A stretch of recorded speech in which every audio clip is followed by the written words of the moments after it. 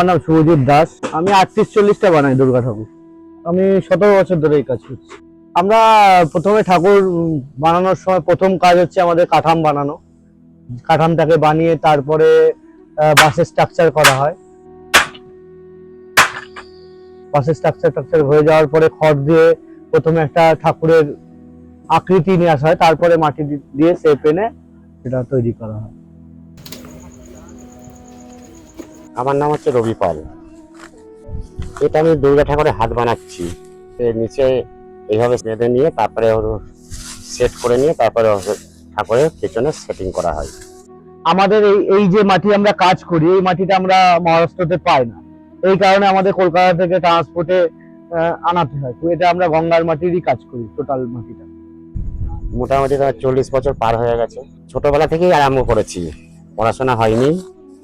পড়াশোনা বদলে এই কাজটাই ঈশ্বর দিয়েছে। এই বানানো খুবই ভালো লাগে। এখন ছোটবেলাতে পড়াশোনার থেকে বেশি এই কাজের দিকে ধ্যান ছিল।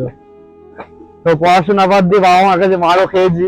পড়াশোনা করতাম না বলে স্কুলে প্রাইভেটে যেতাম না, ঠাকুরের কারখানায় বসে থাকতাম, কাজ দেখতাম।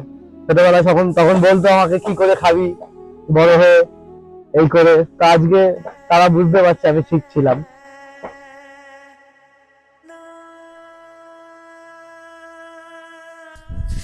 স্বপ্ন সঠিক ছিল না, তারপরে স্বপ্ন আস্তে আস্তে এসে যাচ্ছে। আগে যেমন ছোটবেলায় ছিলাম অত গুরুত্ব দিইনি, এখন যত বড় হলাম আর কি, জ্ঞানটা এসেছে, তখন মন চাইছে যে না প্রতিমা বানাই। আমার নাম অভিজিৎ বিশ্বাস। আমি এটা ছোট থেকেই করি, ছোট থেকেই শখ ছিল। আজকে সেই শখটাকে কাজে লাগিয়ে দিলাম। পেন্টিং করতে ভালো লাগে, এটা একটা সুন্দর কাজ। মনের আনন্দতে পেন্টিং করি। আর ছোট থেকে বাড়িতে প্র্যাকটিস করতাম, সেই মতো শিখতে পারিনি। নিজের থেকে যতটা পারি ততটাই করি।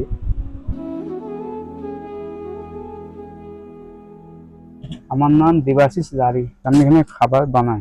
আমরা টোটাল 17 জন আছি। খাওয়া দাওয়া এখানে হয়, আমাদের প্রতিদিন রান্না হয়, সবাই মিলে খাই বাড়ির মতন।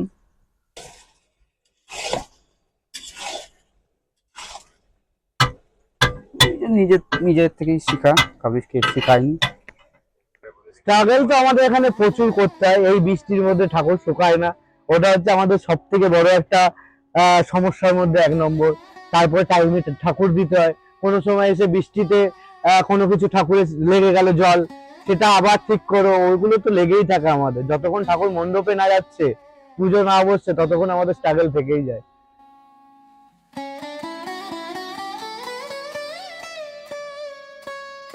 আমাদের কাজটা প্রচুর ধৈর্যের কাজ। এই কাজটা ধৈর্য যদি না থাকে, এই কাজটা সে শিখতে পারবে না, সে শিল্পী হতে পারবে। শিল্পী হতে হলে এই কাজ যদি শিখতে চায়, ঠাকুর বানাবে বা একটা প্রকৃত শিল্পী হতে হবে, তার জন্য তাকে এই নিয়ে সবসময় চিন্তা ভাবনা করতে হবে। এবং এখনকার জেনারেশনে সেইভাবে কারিগরও তৈরি হচ্ছে না। আগামী জানি না আগামী দিনে এই লাইনে এই কারিগর থাকবে কিনা, সেটাও একটা চিন্তার বিষয়।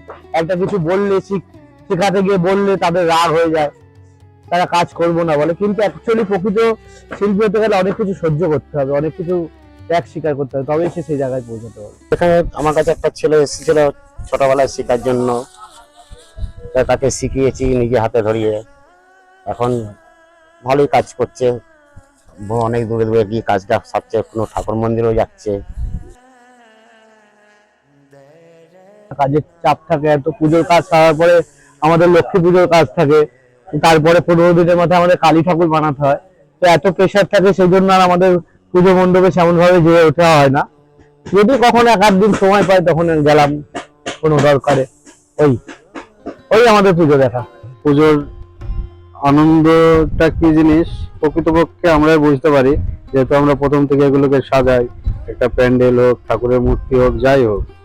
আর যারা কেনাকাটা করছে, বাড়িতে আনন্দ করছে, তারা তো ফ্যামিলির জন্য করছে, আর আমরা সবার জন্য করছি। ছুটি নেওয়ার মতো সুযোগ পাইনি। বাইরে বাড়ি, কলকাতায় বাড়ি, খুব কম টাইম পাই। কেন সবসময় তো এই দুর্গাঠাকুর বাইরে, আমার তো বাড়ি তো এখানে নয়।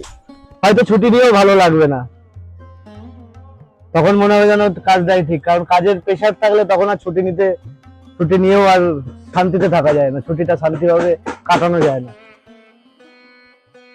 আমার ফেভারিট কাজ টোকাকা।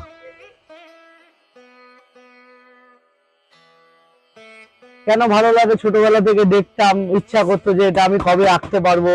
আমার খুব ভালো লাগতো ওটা, দেখতেও ভালো লাগতো, এবং তখন থেকে মনে মনে ভাবতাম আমি যদি এটা শিখতে পারতাম। তারপরে আস্তে আস্তে দেখতে দেখতে হাতে শিখতে শিখতে হয়ে গেছে, করতে করতে।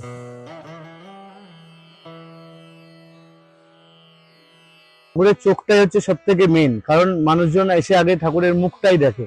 তো এটা খুব ভাইটাল এবং ইম্পর্টেন্ট কাজ, এটার উপরেই সবকিছু কাজের নির্ভর করে, ফিনিশিং ইয়ে। তো এইটা আমার করতে বেশ ভালোই লাগে, কারণ এটাই আমাদের মানে পরীক্ষা, কাজের রেজাল্ট এখানেই পাওয়া যায়, যে মুখটা কেমন হলো কি বৃত্তান্ত, ওখানে আমাদের খুব ভালোভাবে ফোকাস করতে হয় ওই জিনিসটাতে। আর চোখ আঁকার পরে মায়ের প্রাণ প্রতিষ্ঠাটা হয় আর কি, চোখটাই মেন আর কি। ঠাকুর আজকে বানাতে পারছি, এটাই আমার কাছে সব থেকে বড়। देवी सर्वभूतेषु शक्तिरूपेण संस्थिता नमस्तस्मै नमस्तस्मै नमस्तस्मै नमो नमः। या देवी सर्वभूतेषु बुद्धिरूपेण संस्थिता नमस्तस्मै नमस्तस्मै नमस्तस्मै नमो नमः। या देवी सर्वभूतेषु मातृरूपेण संस्थिता नमस्तस्मै नमस्तस्मै नमस्तस्मै नमो नमः।